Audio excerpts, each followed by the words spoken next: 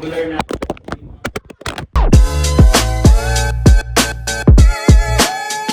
And ako, two scenarios na masasabi kong grateful ako na sinunod ko yung plano ni God. Una yung sa course ko. Una, engineering. Tapos, alam ko, puro cheating. It will soon end up, hindi ako makapasa sa board. Mechanical engineering, may board. Niloloko ko yung sarili ko, graduate ako, but I do have nothing. Nalaman kong sinusunod ko yung plano ni God. Kasi at that time, na gusto ko nang mag-shift, hindi ko alam mangyayari sa akin. Hindi ko alam future ko. Alam ko lang, hindi ko na-please si God. Nasasaktan ko si God pag nag-cheat ako.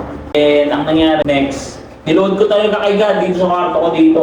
Kaya ako nga, God, hindi ko alam nangyayari. Pero si Ananias din sa Acts chapter 5, makikita nyo, may basis yung sinasabi kong cheating na hindi na-please si God sa plano natin. Si Ananias, Acts chapter 5, nagbenta sila ng lupa for the sake na matulungan yung simbahan. May asawa yun, di ba? Oo, may asawa din. Nabasa nyo na yan? Namatay sila bigla. Oo, dapat nun. Namatay. So, pumunta sila dun sa isang apostol. Nakalimutan ko sino. Tapos sabi niya, ito na yung offering namin. Yan si Peter. Ito yung offer namin. Tapos, hindi niya na sinabi na may cut na sila doon.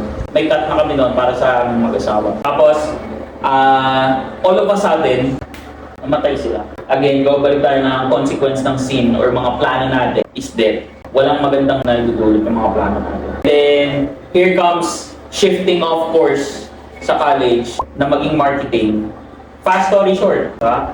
Marketing ang business ko ngayon that's making us, ako personally, that is making us above level income soon sa inyo, diba?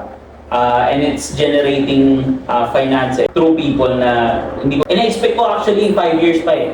5 years pa na makakapaggawa ko ng company, makakapagpasahod ako. Pero God gave it at this perfect time. Magugulat ka na lang. Ano ang plano ni God eh? Kung may mga kailangan itama, tinatama. So, doon nakikita natin yung plano ni God. Let's go!